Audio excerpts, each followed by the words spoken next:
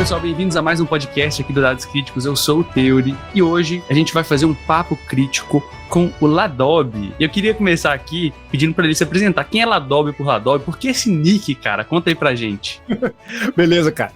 Meu nome, na verdade, né? Meu nome é Júlio. Só que eu tinha um desenho. A galera que me conhece, acompanha meu canal, sabe que eu não só faço negócio de RPG, eu também desenho e tal, speedrun. E aí agora é que vem. Nessa de eu desenhar, eu tinha um personagem de quando eu era moleque ainda que se chamava o Lado B, que era o vinil orgânico super-herói urbano. Que o poder dele era que ele conseguia fazer o vinil virar de lado sem ter que ele chegar perto pra virar o disco. Pra tu ver como isso é das antigas, ok? Eu não vou nem entrar em detalhes. Isso aí um dia eu vou mostrar numa live lá os desenhos e tal. Tenho que passar na casa da minha mãe pra pegar. E aí, quando eu decidi, assim, fazer uma experiência dessa coisa de ter uma presença online, eu não comecei com lance de RPG, eu comecei com lance de... Indiretamente foi RPG, mas eu comecei com lance de speedrunning, porque eu tava aprendendo a mexer com OBS por causa do trabalho, na verdade. E um colega falou, Júlio, tu é bom pra caramba naquele Dragon Quest. Pô, saiu um Dragon Quest aí porque tu não experimenta fazer um speedrun, que é zerar o jogo o mais rápido possível, né? E aí eu experimentei e deu muito certo. Eu consegui baixar o tempo do recorde mundial... tipo, na metade, sacou? E aí os caras ficaram, caraca, meu irmão, como é que tu conhece tão bem esse jogo? Aí eu falei, não, é porque eu tô vendo que ele tem uns truquezinhos que lá nas antigas eu usava, dá pra usar na versão nova também. E aí eu joguei ele, foi fera, hoje em dia eu sou o segundo lugar, eu perdi o meu primeiro lugar no Mundial, lá de Dragon Quest do Switch. Mas quando eu comecei na Twitch, eu botei, qual vai ser o meu nome? Eu vou botar o lado B. Só que a galera gringa só me chamava de Ladob, não falava lado B, falava Ladob.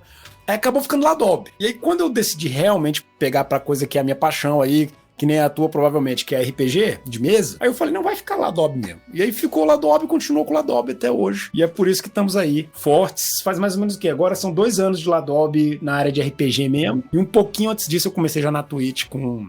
speedrun, mas a Twitch é estupidamente mais difícil de crescer do que YouTube ou TikTok, etc. Eu conheci o seu canal exatamente pelos vídeos curtos, né, no TikTok, que foi você fazendo algumas provocações de jogadores, tipos de mestres, e também algo que chamou muita atenção minha, porque é um cenário que eu gosto, né, que me chama atenção, dos clássicos, que é Mystara, né, e você falando de Mystara, dos cenários clássicos e tal. Eu queria ouvir de você, assim, como é que você começou com RPG, cara? Qual foi a sua primeira experiência? Quando que foi? Cara, eu comecei com RPG já moleque mesmo, foi no final dos anos 80, assim, eu era um guri e eu conheci aqueles livros-jogos, né, que a gente decidia o caminho, pra onde vai, né, e tal. Eu não conhecia Dungeons and Dragons, mas eu conhecia esses livros-jogos, adorava eles.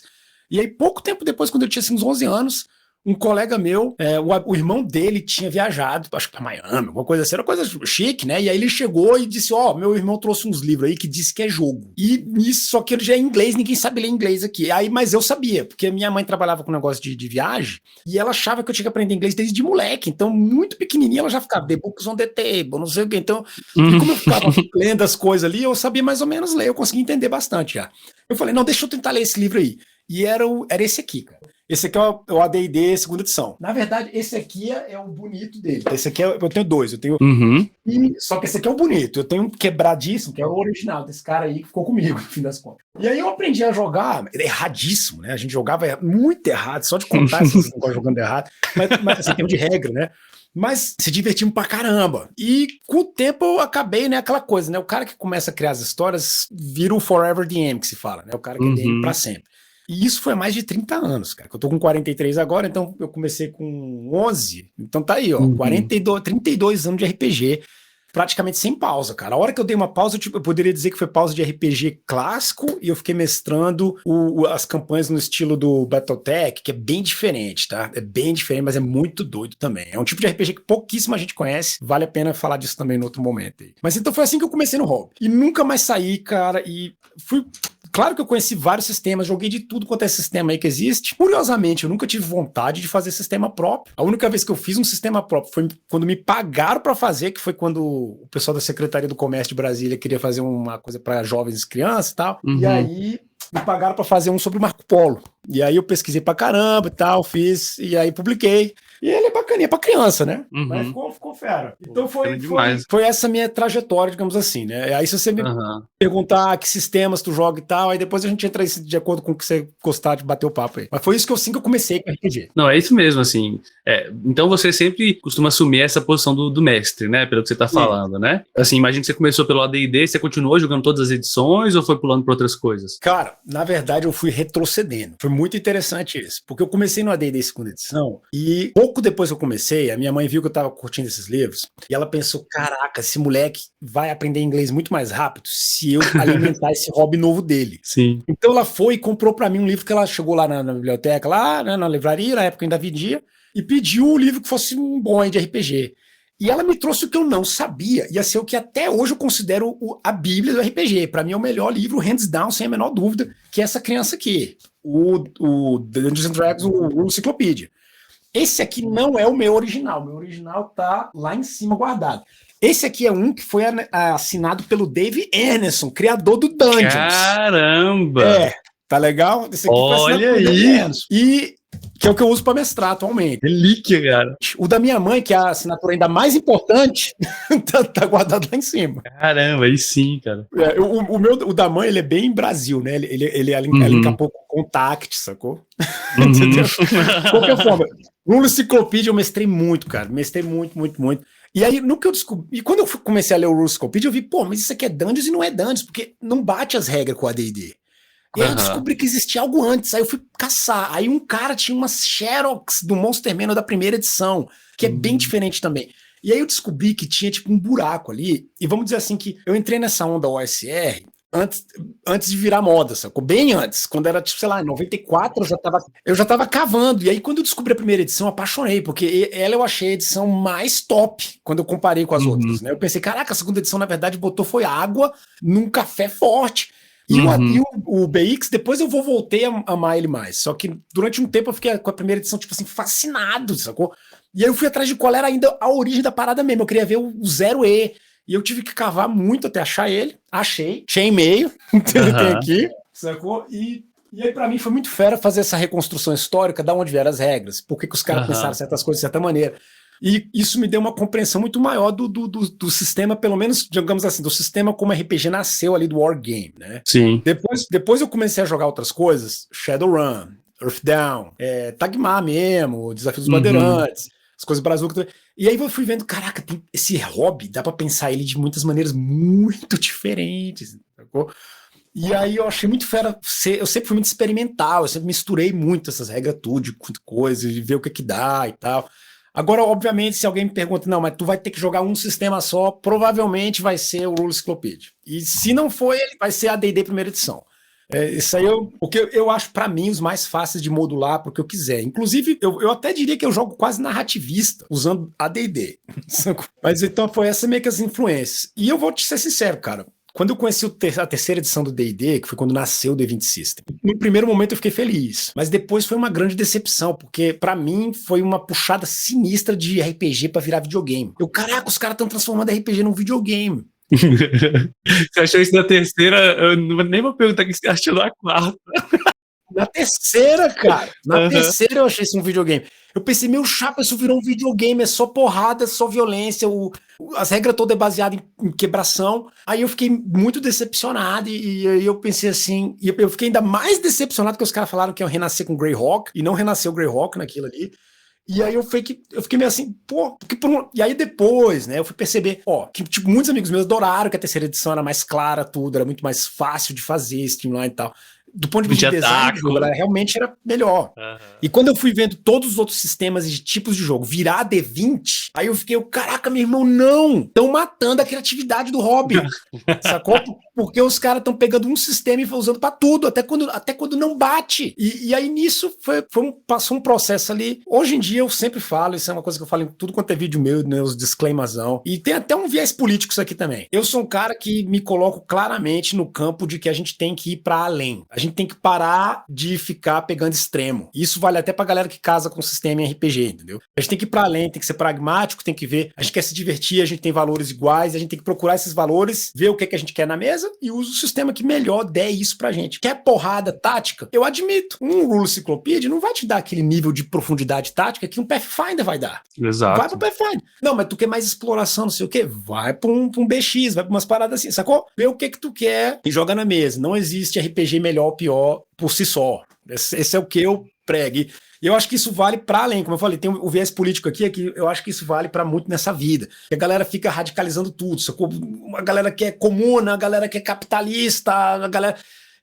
E a gente, cara, a gente tá num mundo que já tem que sair disso, cara. A gente já tem que ir pro próximo, entendeu? A gente já tem que procurar quais são as outras formas de a gente produzir juntos, entendeu? E ter um mundo que o povo possa se respeitar e ponto. Essas estruturas, isso não dá pra ficar discutindo isso no século XXI, não. As caixinhas, né? Tipo assim... Essas caixinhas, sacou? Eu sou dessa galerinha, eu sou dessa galera. Eu vejo que quando isso acontece, né? Eu chamo de igrejinha, né? Quando a pessoa entra numa igrejinha ali e fecha, às vezes ela fecha os olhos para as coisas erradas ou ruins que tem naquilo, simplesmente porque ela precisa, né, entre aspas aqui, concordar com as ideologias daquele lado, né? Isso vale para sistema também, né? Então, isso que você falou, concordo demais. Eu até fiz um vídeo que é um pouco polêmico, que é não crie sistemas próprios, no sentido de, não é que eu não quero que exista sistemas próprios, mas primeiro, teste outros sistemas, vê o que foi feito de game design para você ter referência antes de criar, e principalmente, né, porque muitas vezes a pessoa fala assim, eu quero jogar Naruto. Aí eu pego a quinta edição, faço Naruto, quinta edição, sendo que existia, sei lá, Fate, que daria pra você jogar uma experiência de Naruto muito mais próxima, né, com ferramentas narrativas muito mais interessantes do que no próprio D&D, né? Então, concordo demais com isso que você falou, cara. Bacana demais ver isso, né? Você falou que desde esse início, né, foi jogando ali, você jogava mais em cenários próprios que você criava, mas como é que foi esse contato seu com Mystara, com Greyhawk, né? Com esses cenários clássicos. E nesse ponto eu sou bem diferente da galera. Engraçado isso, porque isso é uma coisa bem brasileira. Comparado aos gringos. Quando a gente vai em fóruns e tal, o brasileiro adora criar o próprio mundo. Para além, já adora criar o próprio sistema, já começa daí. Uhum. E depois adora criar o próprio mundo, adora mesmo, adora criar da raiz do mundo ali. Isso é muito menos comum na galera da gringa, quando você vê os fóruns e tal, do que é muito mais comum que usar o sistema. Só que aí vem o outro lado, né? Eles usam muito, assim, bem como você falou do negócio de igrejinha, tem que ser de um jeito X, assim. E eu sempre vi o sistema, os mundos que existem, assim, Mystara, Greyhawk, coisas. Pra mim, era como se fosse, assim, uma massinha de modelar. Eu achava maravilhoso, me deram uma massinha, deixa eu brincar com essa massinha, sacou? Porque eu não gostava de criar tudo do zero. Eu até tentei algumas vezes, mas nunca me empolgou demais. Porque eu achava, assim, que, cara, até eu criar o mínimo ali, vai estar tudo tão solto, sabe? Eu preferia pegar uma parada que parecia fera, e, claro, essa é a vantagem do Rule Cyclopedia comparado a muitos mundos. Hoje em dia melhorou bastante, mas durante um bom tempo, a maioria dos RPGs não tinha os cenários integrados às regras muito bem. Uhum. Exceto Shadowrun. E o Rule Cyclopedia era uma diferença disso, porque até no final do livro tu tinha os mapinhas bonitão aqui, né, de Mystara, e os caras explicavam Mystara mais ou menos o básico. E eu tive essa pérola aqui, que sempre tá aqui atrás, que é um dos meus livros principais, que é o Almanaque do Pobre Mago, que ele é meio que um resumão de Mystara. Se você tem que ter um livro só sobre Mystara, é esse cara aqui. E aí, no que eu lia ele meio que só toca, assim, as coisas. Eu percebi, ok, quais são a essência de Mystara é o quê? Mystara é a Terra. Essa é a primeira coisa. Você não tá jogando num mundo fantástico, você tá jogando na Terra. É a Terra, só que cada cultura da Terra foi transformada na sua versão mais ideal possível. Como é que seriam os gregos Ultimate mais emoção? São os milênios. Como é que seria a galera celta mais emoção? É o pessoal de Carameicos, mais pra frente os bizantinos. Como é que seria, sacou? E quando eu percebi isso, caraca, que fera, velho! Eu vou pegar as culturas da Terra e transformar esses caras na parada mais louca possível. Eu tinha acabado de ler uns livros sobre a Azteca, de um cara que era especializado na cultura azteca e tal. E eu adorava. A minha primeira grande campanha em RPG não foi uma campanha medieval, foi uma campanha no povo azteca, cara. Sacou? Que foda, eram cara. dois caras aztecas fazendo sacrifícios lá, indo salvar o povo deles, do ponto de vista deles, né? Ajudar o povo deles. Então foi um jogo azteca, a minha grande campanha. E depois dela é que eu fiz uma campanha medieval, digamos assim, mais Senhor dos Anéis clássico. Só que pra tu ver, né, são influências muito diferentes. E uma outra coisa que me influencia sinistramente em RPG, e eu percebo que quando eu comento isso, a galera mais jovem agora, tipo, não consegue nem entender do que eu tô falando. E eu entendo que eles não entendam porque realmente já tá tão longe. Foi uma influência do meu pai. Ele já tinha morrido quando eu era bem moleque, tá? Só que a minha mãe vivia falando, teu pai gostava desse negócio aí. Quando ela me pegou um dia vendo Star Trek original, do Spock. Sim. E o Star Trek original, cada aventura, cada missão deles era sempre contida, né? Começava e terminava no mesmo episódio. É episódico, né? Sim. Então, aí tu tá vendo, eu aprendi, sem querer, eu aprendi a fazer campanhas episódicas. As minhas campanhas sempre eram bem claro quais eram as missões, assim. Os jogadores criavam as missões eles próprios, mas porque eu sempre trabalhei com o cenário, desde o começo. Só que eu fazia com essas coisas do episódio. E eu usava muito, mas não era pouco, não era muito do Star Trek pra me inspirar para as aventuras. O que eu não sabia é que eu fazia isso influenciado já diretamente por os caras disso aqui. Isso aqui eu achei num sebo na época, que é a Caixa Campeões de Mistara. Essa aqui entra entre aquelas grandes joias do RPG, que se você consegue achar um negócio desse aqui, cara, você... É raro isso, né? Entendeu? A Campeões de Mistara, ela tem a história do Haldemar de Hacken, que é um cara que sai viajando, fazendo várias coisas. O que eu não sabia na época, mas a minha criança já sentiu, nossa, esse Haldemar de Hacken parece o Capitão Kirk. O que eu não sabia é que ele realmente era a porra do Kirk. O Bruce Hurd, o criador de Mistara, pegou a galera do Star Trek e transformou pra D&D na forma do Haldemar. E botou o Haldemar pra fazer o mesmo esquema. Ele tem uma Enterprise, né, que é a Princess Ark, e sai viajando com ela pelas terras de Mistara, visitando culturas completamente diferentes. E caindo em altas aventuras e tal, e tem a tripulação, que tem um conflito entre si. E aí eu criei a minha grande campanha depois dos Aztecas, foi um grupo de gente que viajava com o Haldemar, que era como se fosse os Red Shirt ali, que descia, né, nas missões. Entendeu? Isso é muito legal, que é um jeito de você visitar o mundo, né, de uma forma ativa, né, de conhecer cada vez nossa, igual Star Trek mesmo, muito isso. Igual Star Trek, é. E aí Mistara pra mim foi tipo um mundo que me, assim, adorei. E aí depois de Mistara eu descobri Dark Sun, que muita gente só tá conhecendo através até dos meus vídeos, né, que eu fiz a série de Dark Sun, vou fazer ela mais aprofunda ainda. E Dark Sun pra mim foi uma quebra completa com tudo, né? Tipo, cara, que é isso, cara? Que mundo é esse? Um deserto. Todas as classes são deturpadas, não tem bem nem mal aqui, meu irmão. Os caras que são do mal, até eles, você torce pra eles às vezes, tipo o Manu, porque eles estão tentando fazer com que o povo não morra.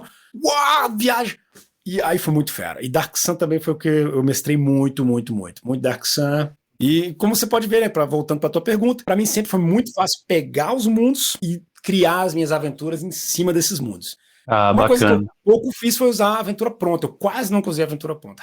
A primeira aventura pronta que eu posso dizer que eu usei assim pra valer foi depois de velho, o Maldição do Estrádio. E mesmo ele eu modifiquei pesadamente. Mas a versão nova pra quinta edição ou a clássica? Não, a versão nova da quinta edição. Até porque, pra minha alegria, quando eu fui comparar ela com a clássica, eu vi que eles foram estupidamente fiéis. Ela é praticamente igual. Eles realmente assim pegaram a clássica, botaram dentro, mudaram os atributos para quinta edição e adicionaram assim um extrazinho ali depois. Foi tipo botaram uma pimenta.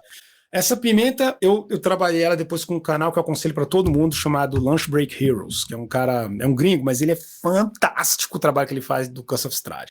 Várias das ideias dele eu adaptei pro meu jogo. Por exemplo, entre elas de que você coloque uma das personagens lá que teoricamente é pra ser uma irmã de alguém, pra ser uma irmã de um jogador, pra você colocar o jogador tipo bem dentro da história. Eu diria que o meu Curse of Strahd foi muito estupidamente roleplay, muito pouco combate nesse sentido, porque eu mudei todas as regras da quinta edição pra ficar mais perigoso também, né? Por exemplo, uma das que eu mudei, eu mal comecei a jogar quinta edição, eu percebi isso, não dá pra jogar com esse HP, porque esse é o HP da terceira edição. Então, a partir de agora é assim, galera, todo dano vai ser dobrado, de todo mundo. E meus jogadores entraram em pânico no começo, mas depois de 2 sessões eles, tá muito melhor. Tá tão mais rápido. Tá? E a sensação também de perigo, né, que Ravenloft passa, que Dark Sun passa. Eu joguei na quinta edição, eu tô acostumado, eu tenho jogado muito a SR ultimamente, né, nos últimos anos, assim. Eu joguei algumas aventuras na quinta edição e também no OSR, né. Eu peguei a aventura que era, sei lá, A Rime of the Frost Maiden. Peguei ela, que era pra quinta edição, joguei ela com Ozzy, né, Old School Essentials, né, que é basicamente o BX. E, cara, a sensação de mortalidade que passou, de sobrevivência, naquele gelo ali, com o Ozzy, foi muito maior, porque, realmente, é perigo real, sabe? E na quinta edição você tem muito recurso. Não é que seja ruim, talvez o clima que o jogador queira jogar é esse, né? Mas eu acho que, assim, a aventura, ela propunha isso, esse clima de perigo, cara, tudo é perigoso, tudo é tenebroso. Então, você ter essa edição que você fez aí, eu acho que deve ter funcionado super bem, né? Sim, funcionou bem, mas porque os meus jogadores também eram um grupo que queria esse perigo, entendeu? Entendi. Isso é uma coisa que a gente tem que avaliar, né? Um bom exemplo é o Mario Bros. Eu fiz até um vídeo sobre isso. Só que eu não editei ele até hoje, ele não saiu no canal ainda. Eu fiz um vídeo mostrando como. Eu fiz um vídeo mostrando como o Mario nos ensina a fazer RPG. Como dar uma. Por quê? Porque o Mario é o primeiro. Eu tô falando daquele Mario que a galera vê os 5 minutos ali de speedrun, sabe? O primeirão mesmo, clássico. Por quê? Porque aquele Mario é um jogo sem tutorial, mas que funciona como um tutorial. Ele é muito louco. Tu tá lá, aí tu não sabe o que fazer. Aí você aperta pra direita, o Mario para, porque é a parede já. Aí você já aprendeu a regra número 1, eu tenho que ir pra esquerda. Sempre, pra sempre. Beleza, aí de repente tem um cogumelo. Se você não testou os botões ainda, você vai morrer. Então eu tenho que apertar o botão. Então eu pensei, cara, olha que interessante. Não tem negócio de tutorial, não tem ninguém falando, press A to jump. Não, o jogo te obriga a experimentar. E eu pensei, cara, eu tenho que fazer isso no RPG também. Eu tenho que botar um RPG que quando começa um cenário com meus jogadores, as situações levam eles a ter que experimentar certas coisas. Entendeu? Para colocar eles para aprender o jogo no jogar já. Então eu não vou pegar Dark Sun e ficar falando mó tempão. Isso é uma regra, é um erro comum de mestre iniciante. Fala pra caramba sobre o cenário dele. Em vez de simplesmente mostrar o cenário e já botar o povo para interagir com o cenário. O show don't tell, né? Pois essas dicas tu mesmo fala. Eu pensei, o Mario é um exemplo disso. Não, exato, cara. Eu vejo isso que, assim, às vezes a gente... E eu fazia muito isso quando eu tava começando a mestrar, eu queria dar profundidade na lore do mundo. Então eu ficava ali, quase um palestrinha, né? Falando, galera, esses aqui são relacionados com esses.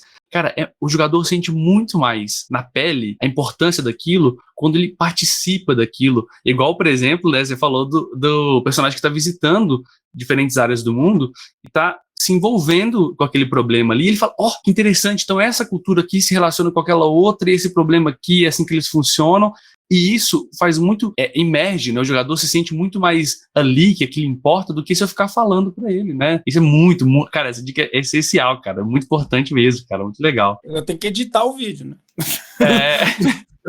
Eu não edito ele, fico enrolando porque eu não gostei dele, não. Depois eu fui ver, eu pensei, a qualidade da câmera ficou boa, mas o pacing da parada ficou meio moroso, eu tenho que refilmar ele. Refilma, então na edição dá um jeitinho ali, né? É porque isso é uma série nova que eu quero fazer, misturando com videogame. Porque, por exemplo, eu joguei o Dragon Quest, como eu já falei, é o jogo que eu sou assim top nele, né? No primeiro, especialmente. E aí eu pensei, o Dragon Quest tem umas paradas aqui que muita gente, a maioria da galera que joga RPG conhece hoje em dia só Skyrim, Elder Scrolls, conhece The Dark Souls, essas paradas. E o Dragon Quest é meio que famoso entre os japa, não é muito famoso entre a galera daqui. Tem um ou outro que joga, a maioria joga Final Fantasy.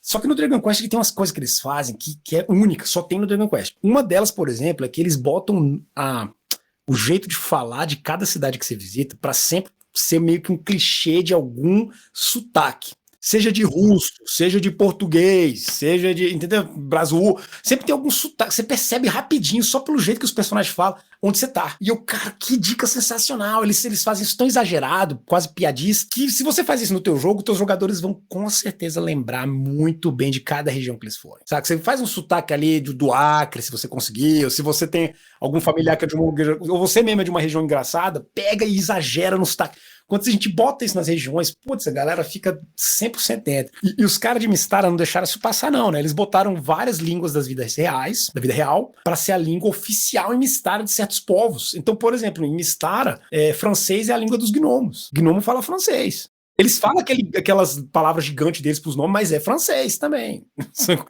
E por aí vai, entendeu?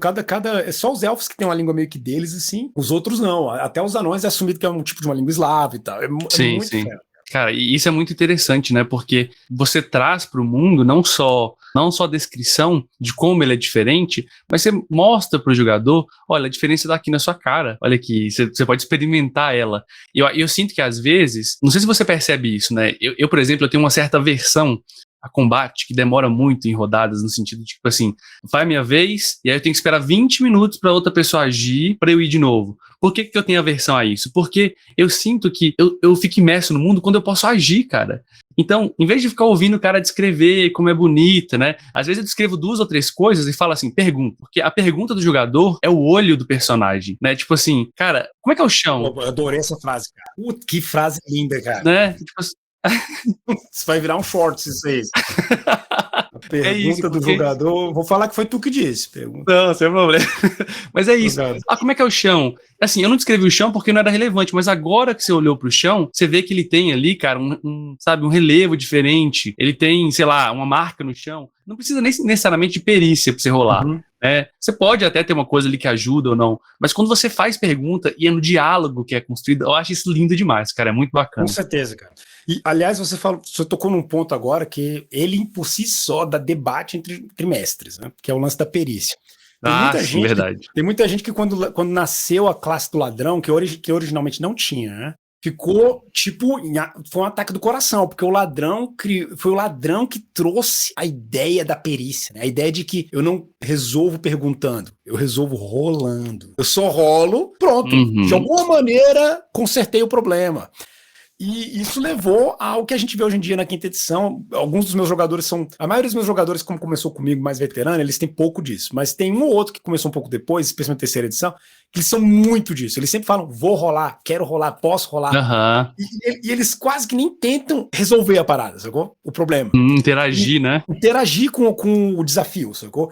E hoje em dia tem uma solução fácil, que é você simplesmente colocar um como. Você sempre fala, beleza, você quer fazer isso. Não vai rolar ainda, eu quero saber como você vai fazer isso. E aí depois do como eu posso até falar, beleza, conseguiu, nem precisa rolar, ou não, beleza, rola com bônus penal de acordo com o que você descreveu. E isso obriga o jogador a voltar ao momento de pensar a parada. Mas tem muito jogador que fica até com raiva disso. Tipo, por que você tá querendo que eu fale algo ainda? Eu tenho a perícia, é só eu rolar ela e se eu passar na dificuldade, pronto. Exato. Isso acontece, eu vejo porque... E aí eu entendo o jogador também, porque no sentido assim, se ele, no momento que ele construiu o personagem, ele quis colocar vários pontos naquela perícia para usar ela, né? E se ele colocou vários pontos, ele quer rolar porque é muito fácil dele conseguir. E se é fácil de conseguir, é mais fácil eu rolar aqui do que eu ter que ficar descrevendo toda vez e tudo mais. Então, eu entendo o jogador também, mas é uma questão de... Eu vejo, assim, como que eu abordo isso em jogos que tem perícia, né? Vampiro, quinta edição, por exemplo. Vampiro tem perícia demais, tem um tanto de perícia, né? Mas como é que eu abordo, em vez de simplesmente falar, chega e rola? Eu faço igual você falou, né? Eu pergunto como. Eu falo, olha, o jogador não pede perícia. Me descreve o que você quer fazer, porque às vezes tem uma chance de você conseguir sem precisar rolar. Se você chega e fala, eu quero perceber alguma coisa, né? Não é assim, eu quero perceber alguma coisa. Me descreve onde você está olhando. Às vezes, o simples fato de parar para escutar te faz perceber aquilo porque você se concentrou naquilo. Agora, a rolagem, às vezes, ela vem cair no momento em que for realmente relevante. Olha, a gente não sabe se aconteceu ou se não aconteceu, tem dúvida envolvida, aí a gente rola.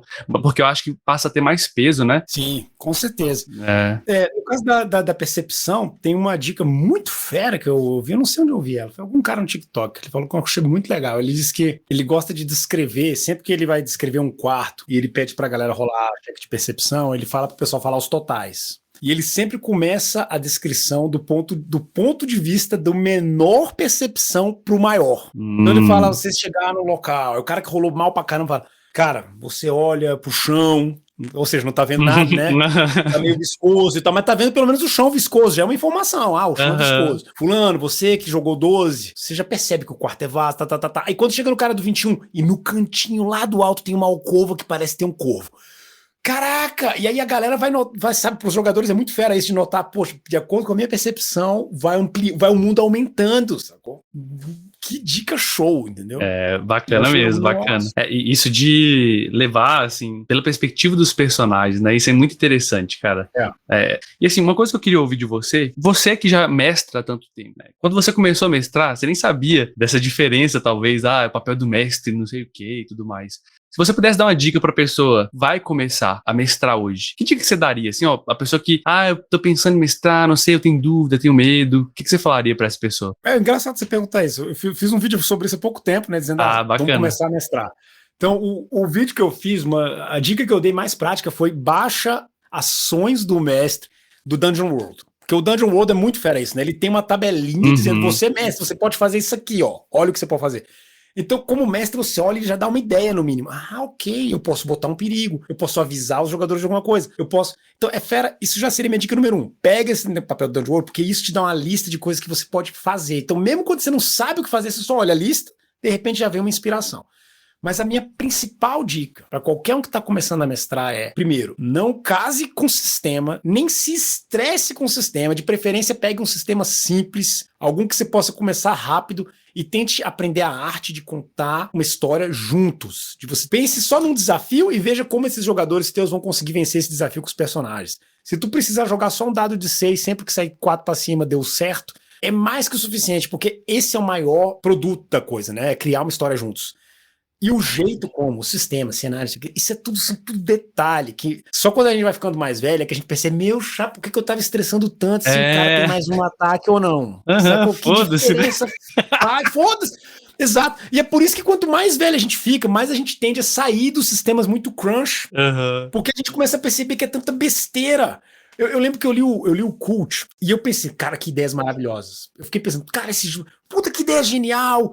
Os aspectos positivos serem coisas de estabilidade, né? Por exemplo, o GURPS, você é um personagem honesto, você ganha ponto porque ser honesto é... Não, como é que é, não? Ser honesto é considerado uma desvantagem. Então você ganha pontos porque você tem essa desvantagem de ser honesto.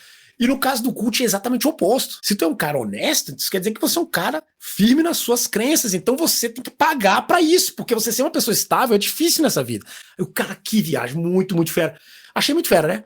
Aí fui lendo o livro, daqui a pouco vem lá, 1/3 do livro é regra de arma detalhada, cada tipo de Magnum. Aí o cara, pra que isso, meu chapa? Você acabou de vir com uma ideia genial e na sequência vem perde tempo, 30% do livro são essas besteiras. E eu acho que é porque muita gente não... Quando tá aprendendo, tanto a mestrar quanto a escrever livro, criar sistema, não sabe que isso não é importante, que isso não é o centro da coisa, que tanto faz que a arma está na tua mão, na verdade. Pode ser divertido, isso pode ser um pouco divertido, mas não é o foco. O foco é como contar uma boa história. Então, quanto mais cedo você aprende a improvisar, aprende a não estressar de querer tudo que aconteça como você imaginou, e sim, deixa as coisas vir para você, mais rápido você se tornar um mestre muito bacana, que todo mundo quer, gosta. Uma boa frase que eu digo é a seguinte: o mestre que menos fala, eu te garanto, são os jogadores que mais gostam. Quando os jogadores saem da tua mesa contando quanto eles fizeram isso, aquilo, e você quase não falou, cara, eles estão adorando a tua campanha. Vale pra muita coisa essa ideia de falar menos, escutar mais, a reagir mais ao pessoal, né? Então essa seria a minha dica. Eu acho, cara, é incrível isso, né? Acho que, exatamente, eu concordo muito com você. Acho que a gente tem uma visão de sistema e de coisa parecida. Porque, assim, eu vejo... Vou dar um exemplo, tá? Eu gosto muito do cenário de horror cósmico e tal, mas eu acho que algumas... E eu jogo, quando eu vou jogar Chamado de Cthulhu, eu jogo completamente diferente, algumas perícias e outras coisas.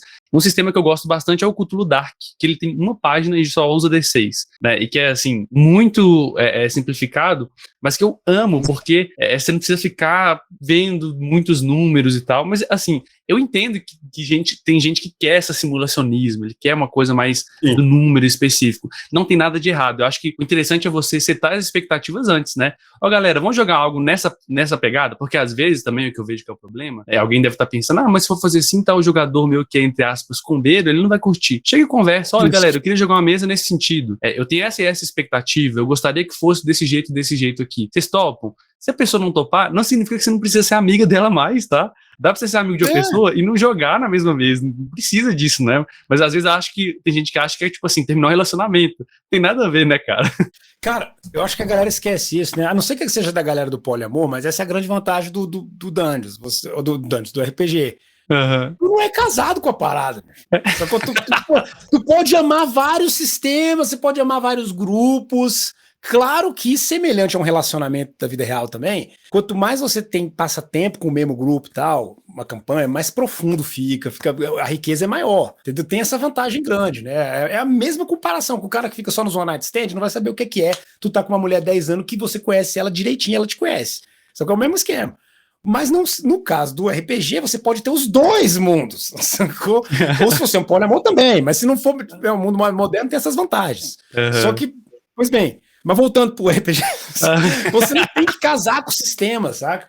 E a galera às vezes esquece. E se um jogador não vai jogar contigo nessa pegada agora, pô, joga no próximo. Não quer dizer que vai ser a única campanha, né? A gente sabe que vai jogar.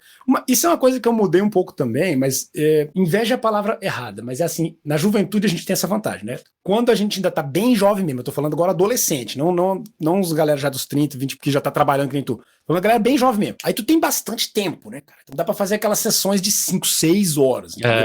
E isso pode ser fera, pode levar também à criação de certos maus hábitos, porque a gente fica tudo muito lento, a galera é muito desligada, porque o jogo é muito mais solto, assim, né? Mas, cara, na época todo mundo jovem também tá certo.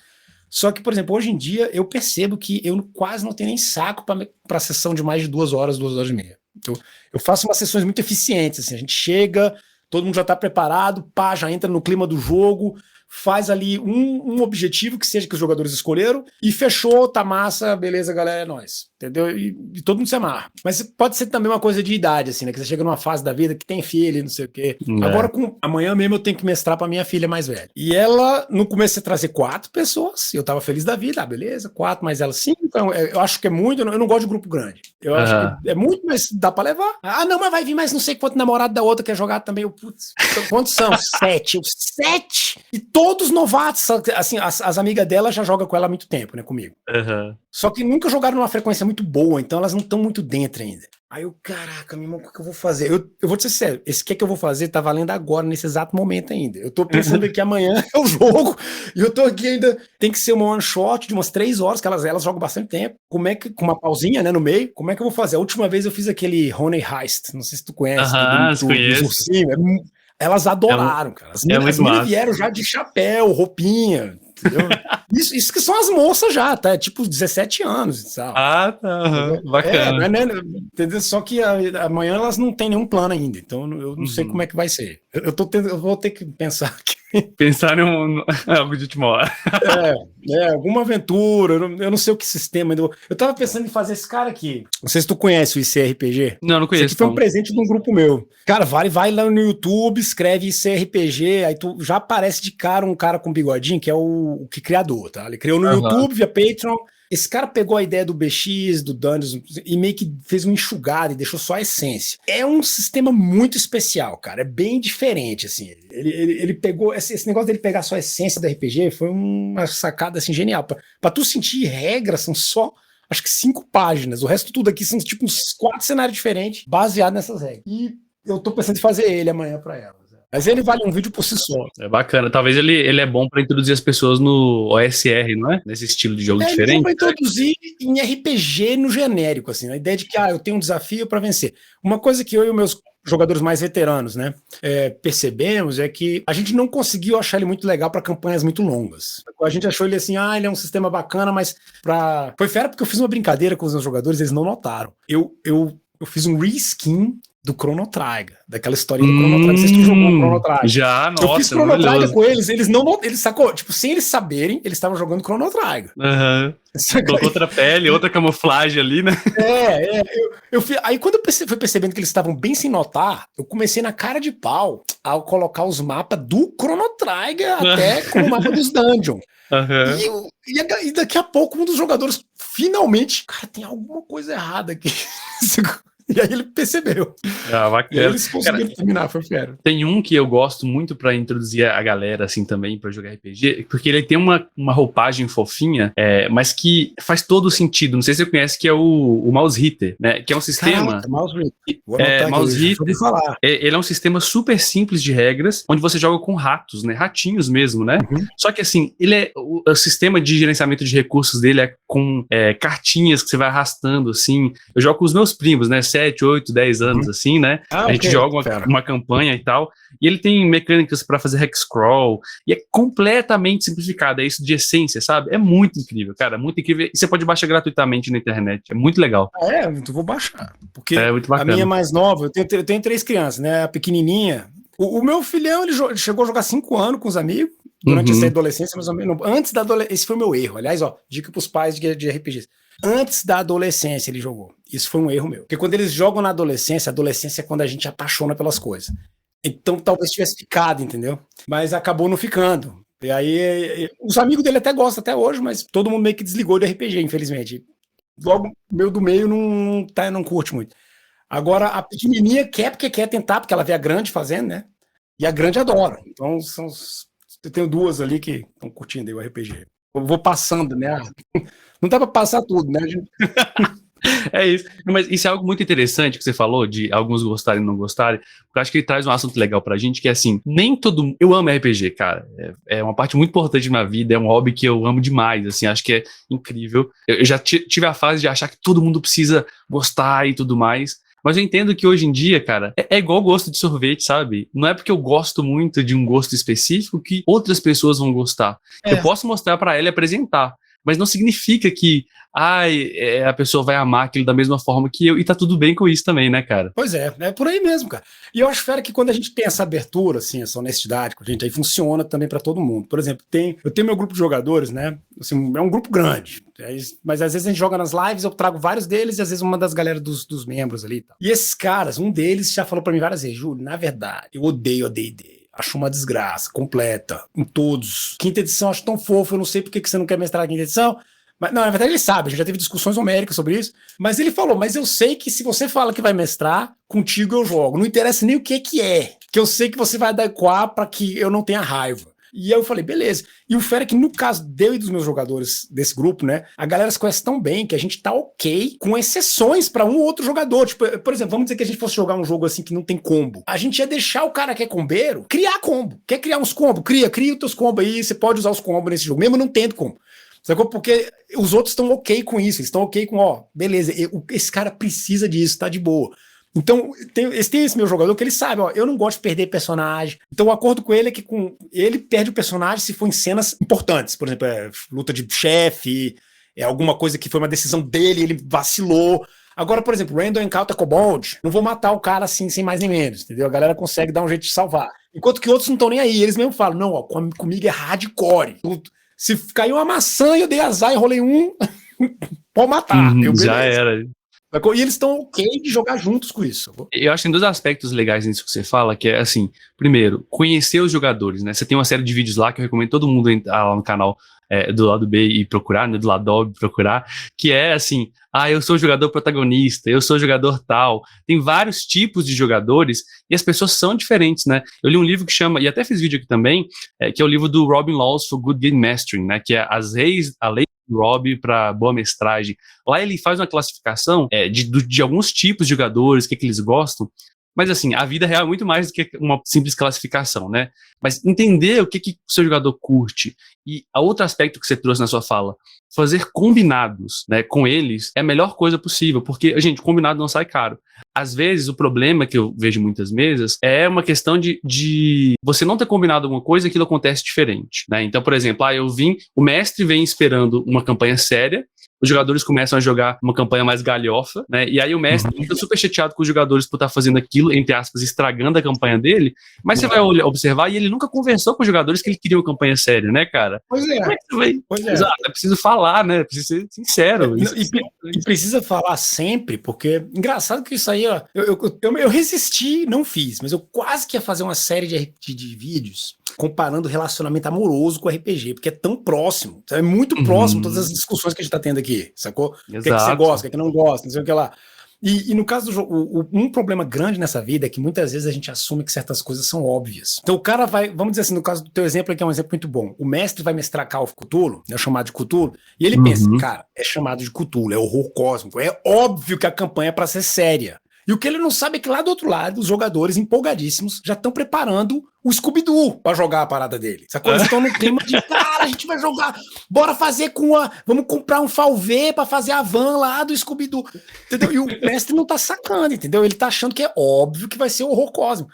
Então, nada, isso é uma boa da gente saber nessa vida, nada é óbvio. Sacou? Sempre vai ter a galera pensando do nada diferente, por causa de uma vivência completamente diferente. Então, é legal, bota na mesa as coisas, conversa, pra saber do que se trata, entendeu? E aí dá certo. Exato. Senão, recepção pré-programada.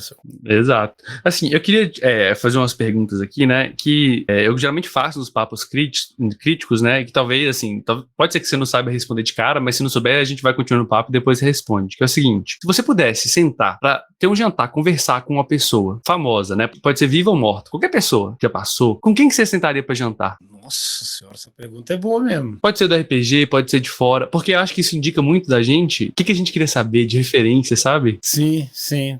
Eu provavelmente ia querer conversar com alguém ali daquele período lá do começo da Renascença. Algum desses caras, sei lá, o Gauss, talvez. Uns caras desses, assim, que era uma época onde era muito comum as pessoas quererem aprender tudo, saca? Tipo, Sim. O cara que queria aprender, que nem o problema Leonardo da Vinci mesmo, né? Era uma galera, eles tinham que aprender várias áreas da vida todas juntas ao mesmo tempo. E eu acho isso fascinante, assim, como é que foi uma época onde não tinha nada disso que a gente tem hoje em dia, onde a gente pode até aprender tudo, e o povo já tentava. Então isso é uma coisa que me vem na cabeça, assim. Quando você falou, eu pensei na hora, seria provavelmente alguém de muito tempo atrás. Boa, pegar bacana. Atual. Bacana, isso é legal de saber, cara, porque acho que isso fala muito de como, assim, você traz para RPG, e eu vejo no seu conteúdo, cara, muitas coisas diferentes. Você traz dos jogos, fazendo exatamente essas conexões que essa galera fazia, né? Olha que interessante, a referência fala por si só, né? Então, outra coisa que eu queria te perguntar, se você pudesse dar um conselho para você mais novo, que conselho que você daria, cara? Caraca, essa pergunta eu já peguei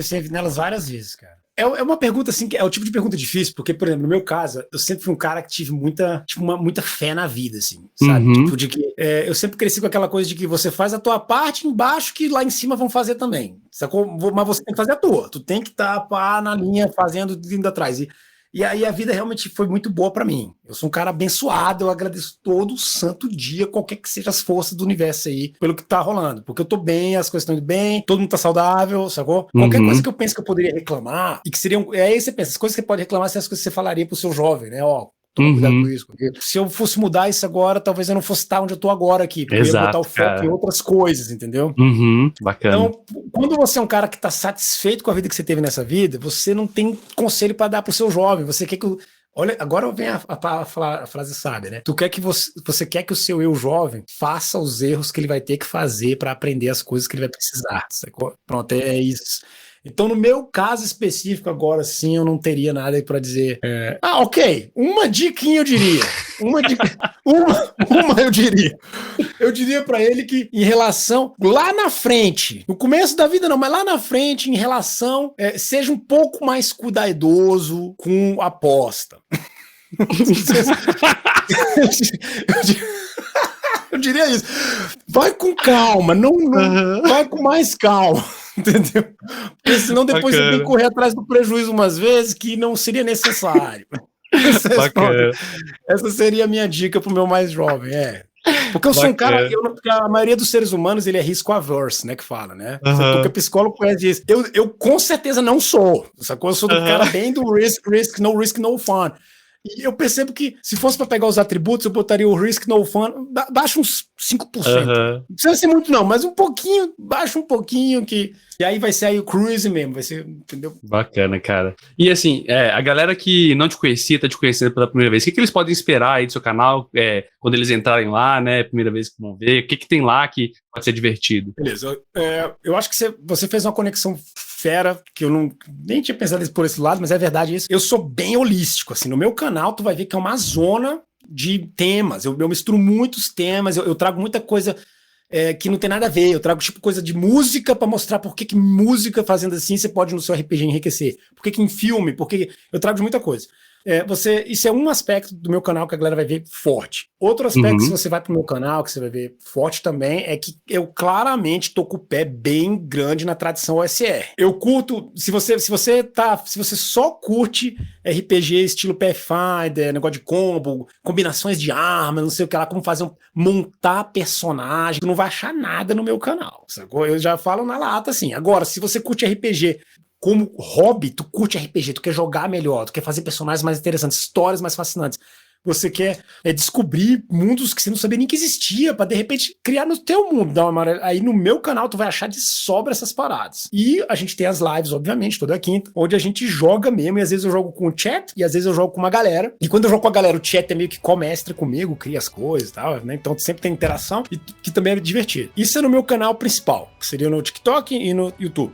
E pra galera que quiser um lado ainda mais eclético meu, aí vocês baixam lá na Twitch, que é onde eu faço os speedruns, né? E no momento eu tô num torneio de Smash TV, que é um jogo de Super Nintendo. E tô indo lá. Eu sei que o meu fim tá chegando. Porque logo eu vou... Se eu vencer a próxima partida, que tem uma chance assim 50-50, aí eu vou ter que encarar o top 4 ou top 5 do mundo. Um dos dois vai perder, eles vão se enfrentar. E quem perder vai ter que me enfrentar. E aí a chance de eu ganhar lá é difícil. Porque eu sou bom no Smash TV, mas eu não sou tão bom assim. Eu tô lá nos top 20 ali, 17, por ali. Mas vai ser fera, é fera. Quem curte game é uma área completamente diferente minha, né? Uma coisa que eu nunca mostrei em live, curiosamente, é a parte da música, né? Porque eu toco piano mó tempão já. Tipo, desde baby quase, moleque. E só que eu nunca trouxe isso da música no mesmo. Tipo, fazendo live. Só que eu acho que só uma vez com esse tambor aqui. Entendeu? Faz, cara. aqui nas lives do canal, a gente tem um momento que a gente chama de Bar dos Críticos, né? Que é o momento que eu pego o violão aqui pra gente cantar junto, fazer várias coisas. Muito bom, né? cara. Então, é isso aí, cara. Mas, cara, eu queria te agradecer demais valeu, cara. vir bater esse papo aqui, né? Obrigado, assim, acho que foi super engrandecedor, galera que tá aqui no chat, que vai ouvir depois também. Imagino que vai gostar bastante, né? E vou deixar todos os links dos seus canais aqui na descrição, tá? Valeu. Para que o pessoal possa acessar lá. E tá sempre convidado, quiser bater um papo, conversar sobre um tema específico, divulgar algum trabalho, só chamar e a gente faz novamente os outros papos aqui. Bom, muito obrigado, e eu vou fechar com a minha divulgação sobre o nosso papo de nós dois, porque, né, combinado aqui é que vai fazer um reback contigo, ao vivo, junto com o chat. Eu não sei a data exatamente ainda, galera, mas tem uma chance, assim, de uns 90% de ser numa quinta-feira, que é quando eu faço as lives, só que deve ser só, assim, daqui a um mês ainda, porque agora a gente acabou de começar a campanha de Mystara, então quem quiser ver Mystara pré-histórica, é só baixar lá no canal nas quintas, vai rolar mais umas... Eu vou fazer no mínimo o primeiro período de Mystara, antes de fazer tipo uma pausinha, aí rola a entrevista contigo, e depois continuo com a fase do nascimento dos elfos, né? Tipo, quem quiser ver o nascimento de todas as raças de Dungeons, é só baixar nesse período das minhas lives agora. E pode ver a live lá depois. Todas as lives ficam gravadas pra ver depois no canal. Bacana. Cara, muito obrigado. Galera que curtiu o papo aí, sigam lá. E é isso. Tem um apoia-se aqui do canal caso você queira participar também, tá, galera? Mas só se você quiser também. Você pode apoiar também divulgando para outras pessoas, mandando aí, curtindo, deixando nos comentários. Valeu, galera. Até a próxima live aí, até o próximo podcast. Um abraço. Tchau, tchau. Este podcast foi editado pelo Dados Críticos.